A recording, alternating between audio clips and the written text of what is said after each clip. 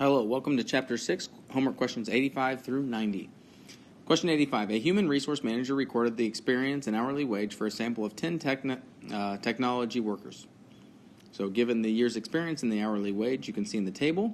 I want you to sketch a scatter plot showing the association between the wage and the years of experience, and then describe the association. So once again, this is a question that does require the graphing calculator. So you can see that I have included the scatter plot for the experience in years as your independent and your hourly wage as your dependent.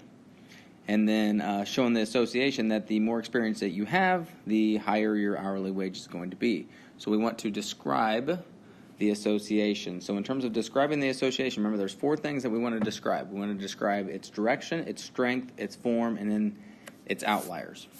So we can say it seems to be, I didn't actually draw on the line of regression here, but somewhere in there it seems to be a pretty strong fit. It is in the positive direction. It does seem to form a line, and there appears to be no outliers. All right, for part B, it says sketch the residual plot. Is a linear model appropriate? So you can see right here is the residual plot. Your x-axis stays the same, but your y-axis represents your residuals, the distance between your actual and your predicted. And so right here is this line right here represents your predicted. And so you can see how far each of these actual values are away from the predicted. Those are your residuals. So that's your residual plot. Is a linear model appropriate? And as you look at the linear model, remember, as you look at the residual, you're looking to see, are the points scattered, or do they form some type of pattern? And to me, it looks like they're scattered. You got some points, above the line, and then you have some points below the line. It doesn't really seem to be a pattern. So therefore, when a residual plot is scattered and there's no pattern, then it is a linear model is appropriate. And so you can see my explanation below. The residual plot shows random scatter with no pattern. So a linear model is appropriate. So I should have put yes on the beginning of that. All right, I fixed that. So I want to make sure I answered the question. Is the linear model appropriate? Yes, it is. For part C, it says, what is the correlation coefficient and what does it tell you? So for part C, what is the correlation coefficient? Once again, you have to use your graphing calculator. And when you calculate your line of regression, make sure your diagnostics is on, and you will find out that the R is equal to, and that's your correlation coefficient, 0.998. So very close to 1. So if that is that close to 1, what does that tell you? Well, it tells you it's very strong positive linear association. So once again, you can see that below. R is equal to 0.998, a very strong positive linear association. Question 86. Marissa went with her friends to the amusement park on a beautiful spring day. The park was crowded, and Marissa wondered if there was an association between the weather and the attendance. From data she received at the theme park office, Marissa randomly picked 10 Saturdays and analyzed the data. Part A. Marissa calculated the least squares regression line, where A is equal to negative 14 plus 0.41t, where A is the attendance in thousands. So remember, A is your output or your dependent variable, and T is the high temperature in Fahrenheit that day, which is your independent variable. Interpret the slope in this context. So for part A, your slope is 0.41. Remember, this is over 1. So it's your change of y over your change of x.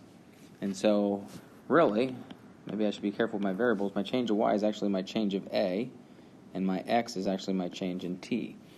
So for every 1 degree in temperature that is increased, you are going to have a predicted increase of, and remember, this is in thousands.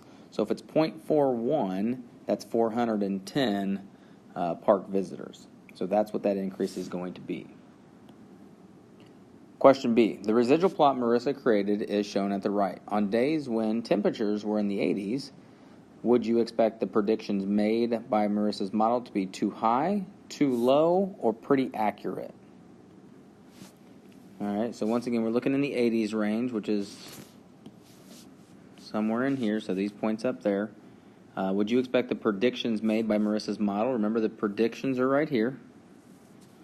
To be too high, too low, or pretty accurate. Well, in the 80s, your points are above, or in the positive, in terms of above that least squared regression line. So the actual data is higher than the predicted. Would you expect the predictions made by Marissa's model to be too high, too low, or pretty accurate? So her predictions will be down here somewhere.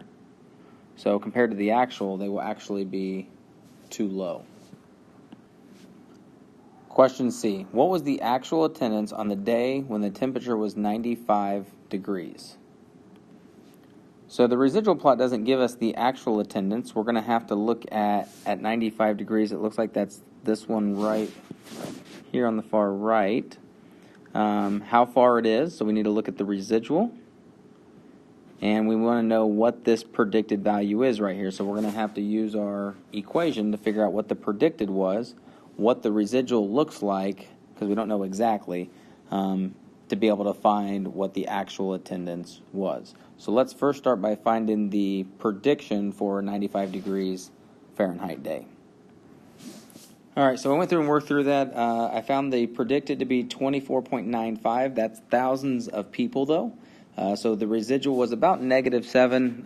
It does look like these go by twos on the residual plot, and it looked like it was just kind of really in between that, a little bit higher than the -8. So I said the residual is about -7. So to find the residual, we take the actual minus the predicted, but in this case, we actually have the residual and the predicted. So -7 equals the actual minus 24.95. I added 24.95 to the other side and found out that the actual attendance that day was 17.95, but that's in thousands of people. So when I went to answer the question, I made sure that I changed that where I said the actual attendance is about, or was about 17,950 people. Question D. Marissa drew the upper boundary line at A equals -7 plus 0.41t and the lower boundary line at A equals -21 plus 0.41t. What are the upper and lower bounds for the predicted number of people attending when the temperature is at 80 degrees Fahrenheit? So I'm going to scroll down here a little bit so we can get D on here. So we have the upper and lower bounds, and we're just trying to figure out the predicted number of people for an 80-degree day. So we should be able to plug in 80 into each of these equations and figure out what that upper and lower bound is. So if I plug it into -7 plus 0.41 times 80, I get 25.8, and remember that's in thousands of people. And then if I go ahead and plug it into the second equation, I get A equals -21 plus 0.41 times 80, and I get an A value of 11.8, once again, thousands of people. So what are the upper and lower bounds for the predicted number of people attending? The upper bound would be 25,800 people. That would be the highest that you would kind of predict. And then the lowest would be 11,800 people. So quite a big difference between those two predictions in terms of the upper and the lower bound. But this is what we're looking for right here. What is the predicted upper and lower bound for an 80-degree day? And the last question, E. Would you rely on this data to make predictions? Why or not? Why not? Well, take a look at the residual plot again. Remember, for a residual plot to be a good linear model, the data should be scattered. And if I go ahead and erase some of the stuff that I already put on here, you can see that there's actually a pattern to it. It starts off low, gets high, and then comes back down. So there's that parabola or U-shaped graph that's actually being formed, which is not good for a linear model. So since this is not a good linear model, would we rely on this model to make predictions? And the answer to that is no. And you can even look at our part D. When we try to make a prediction for an 80-degree day, we already said with all those positive residuals at 80 degrees, it's actually higher than what the predicted is. And you can see the difference between my upper and lower bounds. That's a big difference between 25,000 to 11,000 people. So this is not a good linear model. So therefore, it would not be good to make predictions. All right, so that finishes question 86 there. Get all the answers on there for you. Question 87. There is an alternative way to define a recursive sequence. A sub 1 is equal to 5. A sub n is equal to A sub n minus 1 plus 6. Therefore, if A sub 1 is 5, that's your first term. Your second term is A sub 1 plus 6, which would be 5 plus 6 is 11. Your third term is your previous term plus 6, which would be A sub 2 plus 6. So that's just another way to write a recursive sequence. So now continue the sequence. If I have A sub 4 is equal to A sub what plus blank is equal to what? And so this is using the data above. So they've already done A sub 1, 2, and 3. So now we're looking for the fourth term. So A sub 4 would be equal to the previous term, A sub 3, plus, and once again, we're looking right up here so you can kind of see that pattern, plus 6 every single time. We keep adding 6. And if we do that, then we take the previous term of 3, which was 17. So 17 plus 6 is equal to 23. All right, for part B, now it's A sub 5. So A sub 5 is equal to A sub 4 plus 6. And A sub 4 was 23, so 23 plus 6 is 29. The first 5 terms of the sequence are, well, we just found them all. So the first 5 terms, the first term is 5. The next one is 11. So we're just going 5, 11. Next term is 17. We're just adding 6, 23, and then 29. So those are the first 5 terms of the sequence. Question 88. Multiply each pair of polynomials. You can use your generic rectangle or your distributive property. So on the first one, I'll use the distributive property. And then on the second one, I'll show you the generic rectangle. So the distributive property is just taking 2a times a. That's 2a squared. You add the exponents. 2a times negative 3b is negative 6ab. Now we have b times a, and I'm going to write this in alphabetical order. So a times b, but it's the same thing as b times a. And then b times negative 3b would be negative 3b squared. And then we can combine our like terms. So 2a squared. And you'll notice that my middle term, negative 6ab plus 1ab, would be negative 5ab. When you're adding like terms, you don't add exponents. You keep everything the same, minus 3b squared. For part B, I'm going to go ahead and just show you the generic rectangle. This one is a little bit bigger too. You have 2 terms times 3 terms. So 2 terms times 3 terms. So my boxes actually have to be a 3 by 6. We have an x plus 2, and then on the third side you have an x squared. On the second side, I'm sorry, minus 2x plus 5. And now you can start multiplying. X squared times x is x cubed. You add the exponents. Negative 2 times x is negative 2x squared. 5 times x is 5x. X squared times positive 2 is 2x squared. Negative 2x times 2 is negative 4x. 5 times 2 is 10. So if we now combine our like terms, we get x cubed. You'll notice that these 2 terms can be combined, but they cancel each other out. And then you also have these 2 terms combined as well, that you can add those together. So that would give me 2x squared plus, or minus 2x squared actually cancels and gives you 0x squared. I'll fix that in a second because I don't want that there. But negative 4x plus 5x is plus 1x.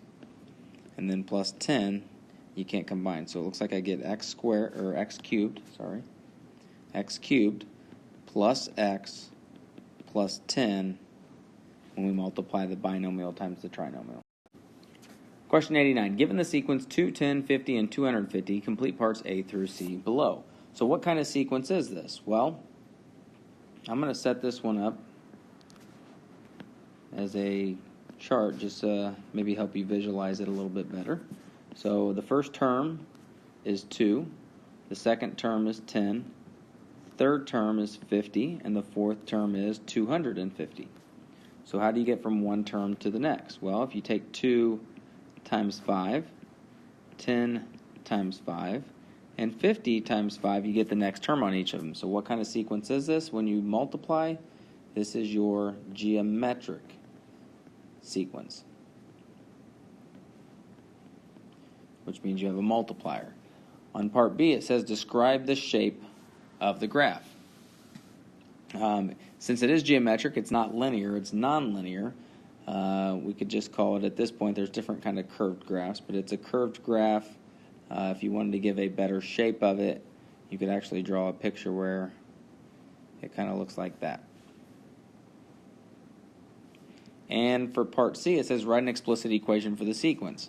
Well, it'd be nice to know what the first term is, and I say first, I mean the initial, because we already have term 1, but we need to know where to start. So we would work backwards, and if we're multiplying by 5, then to work backwards, we're going to divide by 5. So 2 divided by 5 is either 2/5 or 0.4. Either way would be fine.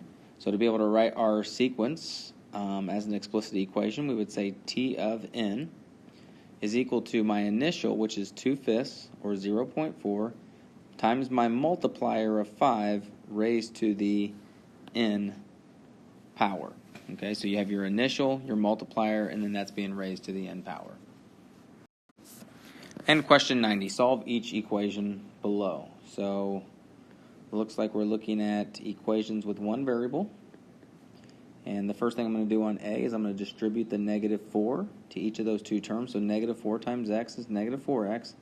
-4 times -1 is a +4. We can combine like terms. So this is a 10 here. So 10 minus 4x plus 4, that would be 14 minus 4x. Get the variables on the same side. Add 4x to both sides. I get 7x plus 2 equals 14. Subtract 2. 7x is equal to 12. Divide by 7, and x is equal to 12/7. And that is simplified. If you did try to write that as a decimal, you're going to get a decimal that continues to go on. So